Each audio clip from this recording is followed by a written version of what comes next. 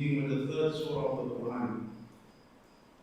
One of the things that we know, as we have already mentioned, that it was through revelation that the Nabi sallallahu alayhi wa sallam was guided on how to sequence the surahs in the Qur'an. The second is that Surah Baqarah is one of the longest surahs in the Qur'an.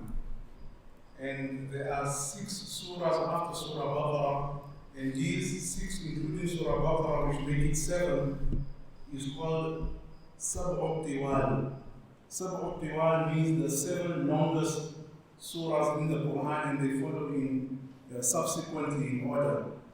Surah Al-Imran, Surah Nisa. So if you look at the first 7 chapters or surahs of the Quran, these are the longest surahs of the Quran. The second thing which you should know is that especially Surah Baqarah was revealed to the Nabi sallallahu alayhi wa sallam after he left Makkah. So there were some surahs which were revealed in Makkah, and there were some surahs which were revealed in Medina. And so the surahs that were revealed in Makkah, you will see it in the Quran in the middle, it's written Makki. And those surahs that were revealed in Medina is written Madani.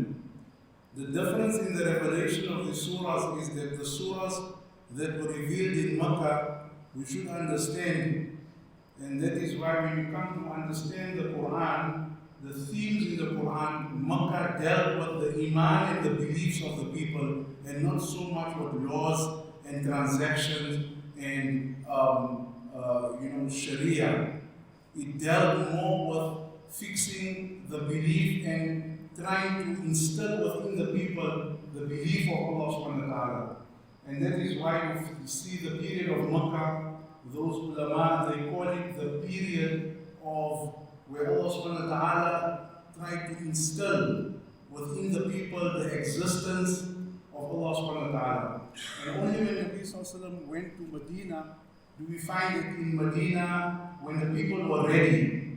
This is one thing we need to understand. For laws of Allah subhanahu wa ta'ala and for Sharia and for the ibadah, in fact even worship, the acts of worship, Salah, Zakat, you will find that all of these exist in the surahs of Medina. So for the first 13 years, it took 13 years for Allah subhanahu wa ta'ala slowly revealing the Quran, trying to fix the hearts of mankind. So we should also understand that before we want to taste the sweetness of Islam and the sweetness of Iman, we should work on the heart. It took the Sahaba, what the Prophet amongst them, 13 years. So we need to know it's not something which overnight that the person turns into a saint. One of the things that Allah has mentioned, Nabi Sallallahu mentioned in the hadith of Surah Baqarah, is that the person that recites, and many times we try to search for taweez and we try to hang stuff in our house and in our shops, and we try to ask the sheikh to recite a dua and to do for us this and that.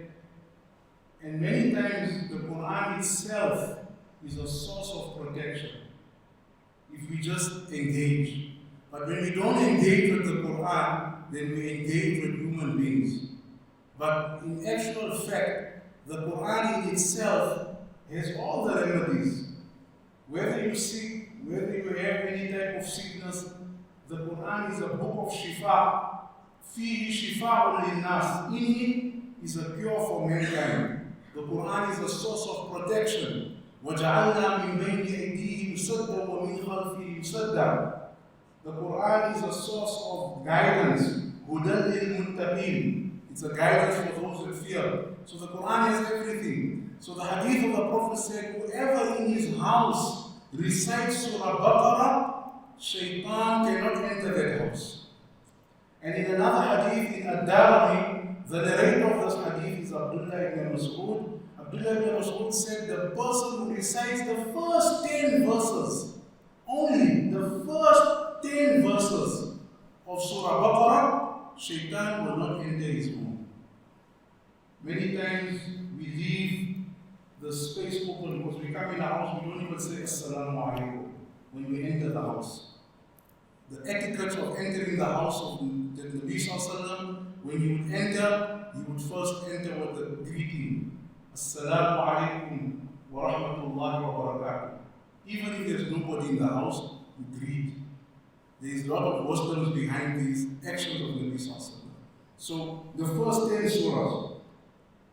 One of the things that I wanted to make mention, which we recited today, Allah says, وَإِذَا سَأَلَكَ عِبَادِي عَنِّي فَإِنِّي قَرِيبٌ. Allah says, tell my servants when they ask you about me, I am very, very close.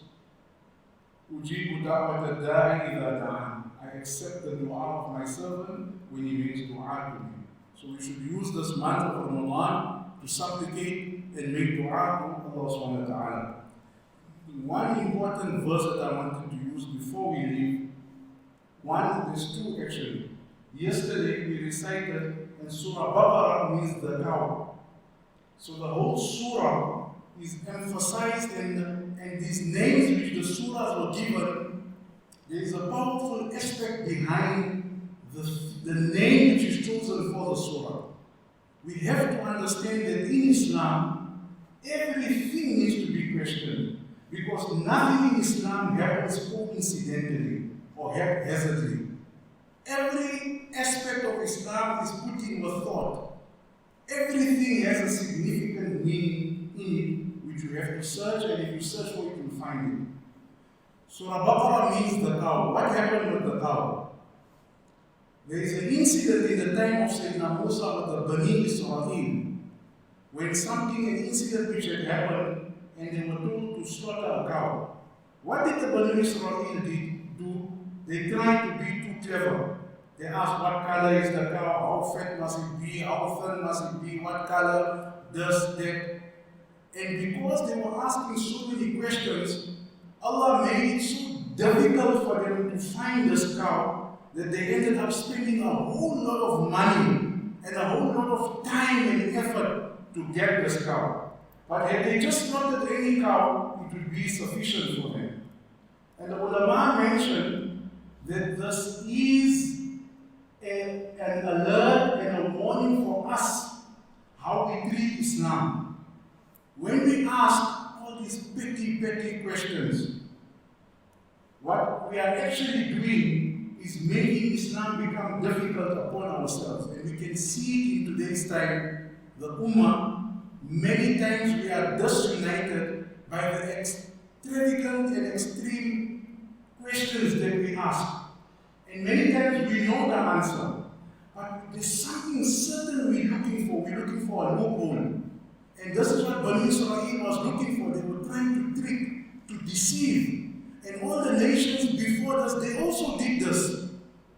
You know, when the Jews were told to not fish on the day of Sabbath, what did they do? They put like a net around and all the fish. Then they said, we're not fishing. But all the fish were trapped in that net. But what did they say? No, we're not fishing. The fish, we just put the net, it's trapped. And what they would do on Sunday, they would take all those fish that were caught in the trap. But who they deceived? Allah says they do not deceive but themselves. So when we ask questions, we should be very careful, because it will become difficult upon us. Because what happens is that sometimes an act which we know, okay, I'm not going to do this here, I'm not going to do it. But because you ask so many questions, you end up doing something which is to disobey Allah subhanahu wa ta'ala, because you end up finding the loophole. And that loophole doesn't mean that it's correct. It just means that your heart in the beginning was strong. You could have not done that action. But then you said, Mufti Sahib. And then you said, hey, let's ask that one Mufti is there in Jogo. No, let's ask that one Mufti is there in this place here. You know what, let's ask that Mulana, let's see what he thinks. Let's ask that person from that other school of thought. Maybe there's something in there. And as you try to get that loophole, this is what happened. So this is what happened with the Bani Israel. The final part, respected listeners, we read some very important verse where Allah subhanahu wa ta'ala speaks to us about family planning. And the reason I mention this is just to show you how deep the Qur'an is. So Allah is discussing about a mother who does not want to breastfeed for certain reasons. So Allah says, وَلَا تُضَارَ وَالِدَةٌ بِوَلَدِهَا.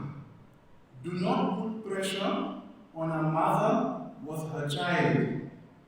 Meaning that if for certain reasons she cannot breastfeed, then try to come to a certain solution. Either you hire somebody else that breastfeeds. In the time of the Prophet they used to do that, or you find an alternative if it is difficult for her. وَعَلَى الْمَوْلُودِ لَهُ. And even the person who the child was born for, the father, make sure that it is not a burden on him, where the mother sometimes can breastfeed, but they are hiring somebody else to do it, and it becomes costly and whatever. That's not the reason why I'm mentioning this here. So Allah is speaking about how the mother and father with this baby. What does Allah say? Allah subhanahu wa ta'ala says, وَلَا تُضَارَ وَالِدَةٌ بِوَلَدِهَا وَلَا مَوْلُودٌ لَهُ بِوَلَدِهِ وَعَلَى الْوَارِثِ مِثْلُ ذَلِكَ فَإِنْ أَرَادَ فِصَالًا عَنْ تَرَادٍ مِّنْهُمَا. And also, when you wean off the child, as parents, we decide now, okay, it's enough breastfeeding, it needs to be weaned off. Alright? فَإِنْ أَرَادَ فِصَالًا عَنْ تَرَادٍ مِّنْهُمَا وَتَشَاوُرٍ. There's two things Allah mentions in family planning, but in a nikah, that needs to exist in a marriage. One is mutual consentment, and the second is tashawur, means to discuss. And this is what is lacking in many marriages. Either the man will say it's my way or the highway, or the woman will not, or the woman will be trying to be, the leader. But here Allah says, Allah is giving us advice that to get through difficulties in a marriage, Allah says, أَنْ تَرَادٍ مِّنْهُمَا, mutual consentment. And mutual consentment means discussing with each other in the manner of respect to reach a conclusion. وَتَشَاوُرٍ فَلَا جُنَاحَ عَلَيْهِمَا. Allah says there will be no difficulty. In fact, Allah says that He will put blessings into that discussion. So this is the one aspect that I wanted to make mention. وَتَشَاوُرٍ فَلَا جُنَاحَ عَلَيْهِمَا, that I wanted to make mention of in the nikah, which Allah subhanahu wa ta'ala makes mention of أَنْ تَرَادٍ مِّنْهُمَا وَتَشَاوُرٍ. These two, respected listeners, is the solution to a long-term marriage.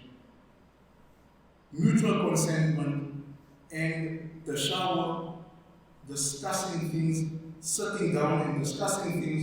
Inshallah, Allah subhanahu wa ta'ala, through these actions, Allah subhanahu wa ta'ala will grant a lot of blessing and understanding in a marriage. May Allah subhanahu wa ta'ala grant us understanding. Wa akhiru da'wana alhamdulillah.